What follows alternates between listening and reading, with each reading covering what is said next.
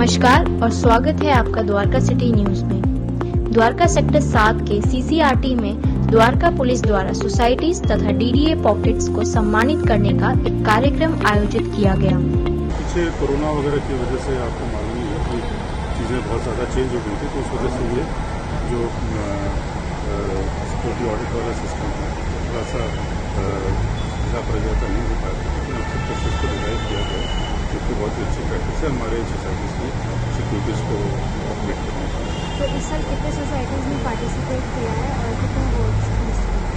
इस साल तो 398 सोसाइटीज़ उन्होंने पार्टिसिपेट किया था 3 कैटेगरी में, फर्स्ट सेकंड थर्ड अवार्ड्स दिए गए, तो बड़ा ही अच्छा पार्टिसिपेशन रहा है सबका।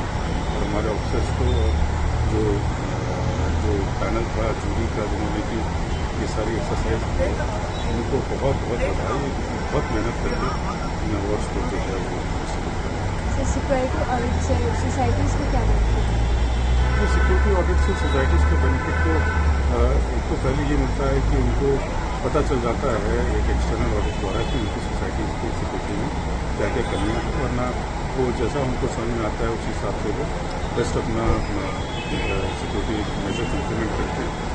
लेकिन एक एक्सटर्नल खास करके पुलिस के ऑडिट से थोड़ा सा एक क्रिटिकल एनालिसिस हो जाता है और हम उनको सजेशन दे पाते हैं कि वो अपने और कितना बेटर कर सकते हैं।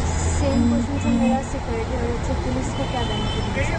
पुलिस को हमको तो बहुत ही ज़्यादा बेनिफिट है, क्योंकि पहली चीज़ तो कि एक हेल्दी कॉम्पिटिशन होता है सभी सोसाइटीज़ में कि हम अपने सिक्योरिटी सिस्टम्स को और बेटर करें, और उसके अलावा हमारे लिए भी एक रियलिटी चेक हो जाता है कि जो हमारे यहाँ की जो डिफरेंट सोसाइटीज़ हैं उनमें वो कितनी वल्नरेबल है as far as crime is concern, और उसमें क्या क्या हम इम्प्लीमेंट कर सकते हैं ताकि वहाँ पर कोई क्राइम तो जैसे कि आपने सेरेमनी में जॉइंट पेट्रोलिंग के बारे में बताया, तो ये आप कब से स्टार्ट कर रहे हैं? ये देखिए अपना ये तो हमारे ऑफिसर जो है वो जरूर सोसाइटी के जो मेंबर्स हैं उनके साथ संपर्क करके उसको जरूर भी जो है इम्प्लीमेंट करने की कोशिश की जाए। सर, इस सिक्योरिटी ऑडिट को करने से आगे क्या परेशानी आ सकती है सोसाइटीज़ में, या रिजॉल्व जो प्रॉब्लम है? सोसाइटी का सिक्योरिटी ऑडिट करने से कोई परेशानी तो बिल्कुल नहीं आएगी। परेशानी अगर कोई होगी वो दूर जरूर हो सकती है कि क्या कमी है सिक्योरिटी के अंदर, किस तरीके से उसको बेहतर बनाया जा सकता है, उसके ऊपर फोकस लाने का उद्देश्य।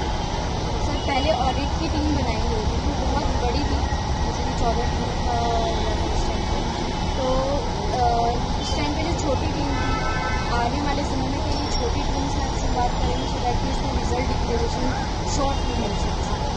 वो सिर्फ समय के अभाव की वजह से उसको थोड़ा कर्टेल किया गया है, लेकिन कर्टेल करने से जो हमारा उसको छोटा करने से उसमें किसी भी प्रकार का कोई कॉम्प्रोमाइज़ नहीं है। जो भी हमारे इम्पोर्टेंट पॉइंट्स हैं, जो भी चेक पॉइंट्स हैं जिनको हमें देखना होता है कि ये एसेंशियल पार्ट है सिक्योरिटी का, वो छूट ना जाए, उसके ऊपर फोकस करना है और उसी को आगे सभी जगह बाकी सोसाइटीज़ के अंदर भी उसको इम्प्लीमेंट करवाने की कोशिश करते हैं। कार्यक्रम में द्वारका के 354 सीजीएचएस और 54 डीडीए पॉकेट्स में से लगभग 10 सोसाइटीज को सिक्योरिटी के उच्च प्रबंधन के लिए पुरस्कार दिया गया।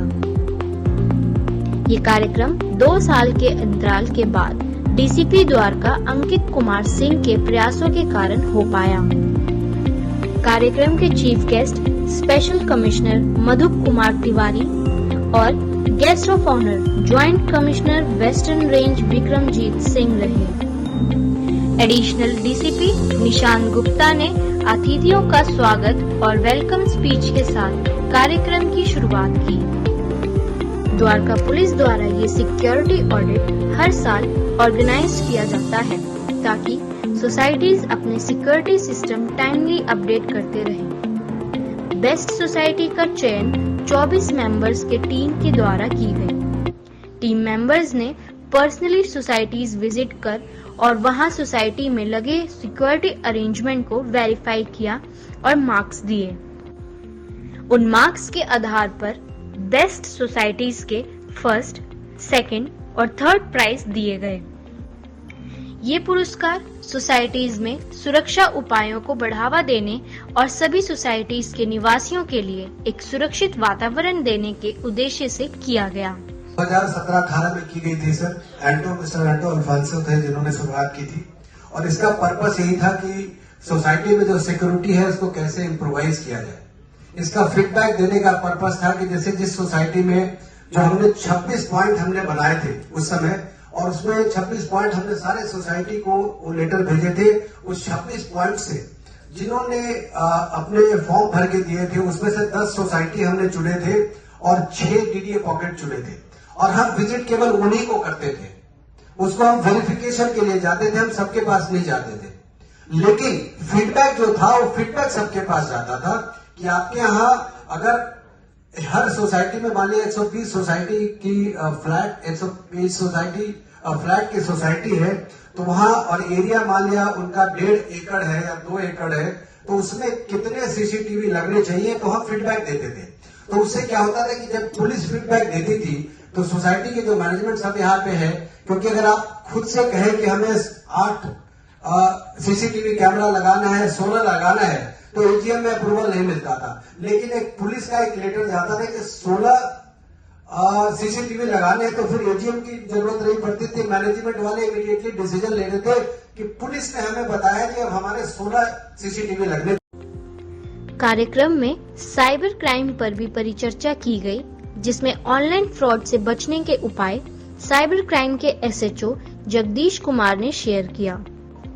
द्वारका सिटी की न्यूज आपको कैसी लगी हमें कमेंट बॉक्स में जरूर बताएं, और अन्य अपडेट के लिए हमारे चैनल को सब्सक्राइब करें।